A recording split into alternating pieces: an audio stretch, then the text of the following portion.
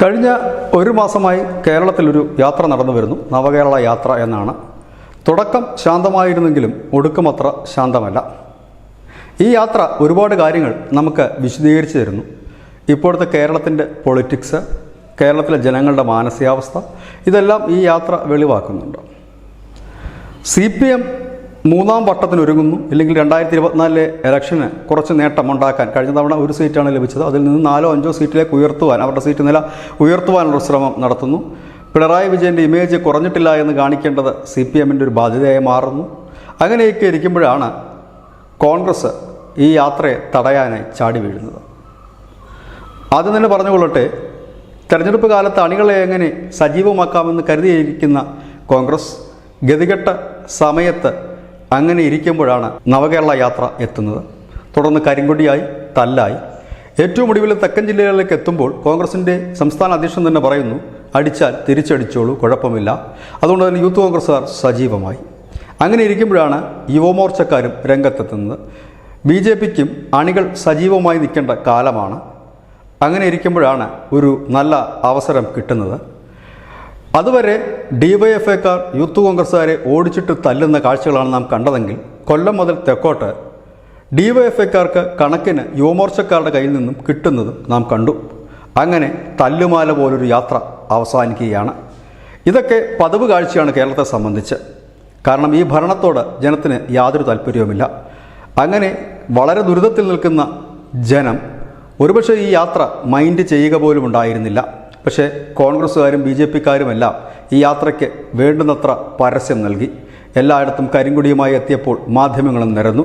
മാധ്യമങ്ങളെ സംബന്ധിച്ച് സെൻസേഷൻ ന്യൂസാണ് ആവശ്യം. അവിടെ ഒരു കരിങ്കൊടി ഇല്ലെങ്കിൽ ഒരാൾ വെറുതെ നിന്നാലും മതിയാകും. ഇതൊന്നും ആരും മൈൻഡ് ചെയ്തില്ലായിരുന്നെങ്കിൽ ഇങ്ങനൊരു യാത്ര ഉണ്ടായിരുന്നോ എന്ന് പോലും നമുക്ക് അറിയില്ലായിരുന്നു. ഏതായാലും ഈ യാത്ര കടന്നു വന്ന വഴികളിൽ കേരളത്തിന് സമ്മാനിച്ചത് 2 താരങ്ങളെയാണ്.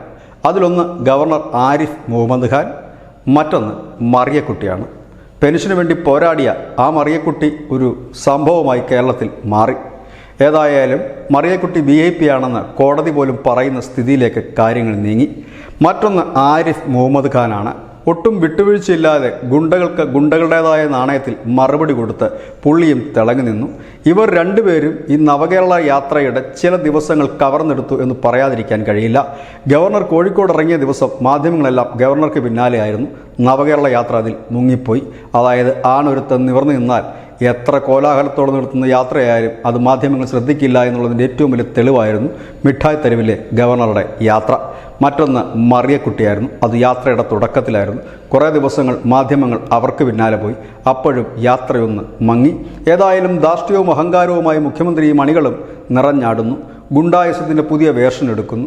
ഇത് കാണുമ്പോൾ നമുക്ക് ഓർമ്മ വരുന്നത് ത്രിപുരയും ബംഗാളുമൊക്കെയാണ്. ത്രിപുരയെക്കാളും ബംഗാളിനേക്കാളും എളുപ്പത്തിൽ കേരളത്തിൽ ചിലത് സംഭവിക്കും. കാരണം ബംഗാളിലും ത്രിപുരയിലുമൊക്കെ അക്ഷരാഭ്യാസം കുറഞ്ഞവരായിരുന്നു കൂടുതലും. അവർ ജന്മത്വത്തിന് മുമ്പിൽ കുനിഞ്ഞു നിന്നിരുന്നു വളരെ നാളുകൾ. പക്ഷെ കേരളത്തിൽ അത് സംഭവിക്കാനുള്ള സാധ്യതകൾ കുറവാണ്. ഏതായാലും CPMനെ പോലൊരു പാർട്ടി ഇതേ രീതിയിൽ എത്ര കാലം മുൻപോട്ട് പോകുമെന്ന് കാത്തിരുന്ന് കാണണം. ഏതായാലും ഇതിൽ നിന്ന് ഒരു കാര്യം വ്യക്തമായി, യാതൊരു ജനപിന്തുണയോ ഇല്ലെങ്കിൽ ജനങ്ങൾക്ക് യാതൊരു ആഗ്രഹമോ ഈ സർക്കാരിനോടില്ല. മുടിഞ്ഞ് തേച്ച് കഴുകി നിൽക്കുന്ന തറവാടിൻ്റെ കാരണവർ പോലെ പിണറായി വിജയൻ അങ്ങനെ നിൽക്കുന്നു. ഒരുപക്ഷെ അത്ഭുതങ്ങൾ സംഭവിച്ചേക്കാം. വരുന്ന തെരഞ്ഞെടുപ്പിൽ ജനം കോൺഗ്രസിനെ കൈവിട്ട് വീണ്ടും ഇടതുപക്ഷത്തിനെ പുലുകിയേക്കാം. അത് ഇടതുപക്ഷത്തിൻ്റെ മഹത്വം കൊണ്ടല്ല, പ്രതിപക്ഷത്തിന് ശക്തിയില്ലാത്തത് കൊണ്ടാണ്. പൊതുവെ നോക്കിയാൽ കേരളത്തിലെ ജനങ്ങൾക്ക് ഒരു രാഷ്ട്രീയ പാർട്ടിയോടും ഒരു നേതാവിനോടും യാതൊരു വിശ്വാസമോ പ്രതിബദ്ധതയോ ഇല്ല. അവർ വെറും തമാശ താരങ്ങൾ മാത്രമാണ്. ഇവിടെയാണ് ചില താരങ്ങൾ പ്രസ് മീറ്റുകളിൽ ഗീർവാണം മുഴക്കുന്നത്. അതിനൊക്കെ എന്തെങ്കിലും വില ഈ നാട്ടിലെ ജനം കൽപ്പിക്കുന്നുണ്ടോ എന്ന് കാത്തിരുന്ന് കാണണം. ഏതായാലും തിരഞ്ഞെടുപ്പ് അടുത്ത് വരികയാണ്. പതിവുപോലെ UDFന് അനുകൂലമായി ലോക്സഭയിലും LDFന് അനുകൂലമായി നിയമസഭയിലും വരാനുള്ള സാധ്യതകൾ തള്ളിക്കളയാൻ കഴിയില്ല. ഇനിയും കേരളം മാറി ചിന്തിക്കുമോ എന്നും അറിയില്ല. ഞാനിത് പറയുമ്പോൾ BJP വരും എന്നാണ് ആരെങ്കിലും കരുതുന്നെങ്കിൽ അതിന് ഈ അടുത്ത കാലത്തൊന്നും യാതൊരു സാധ്യതയുമില്ല. ഈ ലോക്സഭാ തെരഞ്ഞെടുപ്പിന് ഒരു സീറ്റ് ലഭിച്ചാൽ അത് തന്നെ അവർക്ക് വലിയ നേട്ടം തന്നെയാണ്. ഇത് തന്നെയാണ് ന്യൂസ് ഇന്ത്യ മലയാളത്തിൻ്റെ ഇന്നത്തെ പോയിന്റ്. നന്ദി, നമസ്കാരം.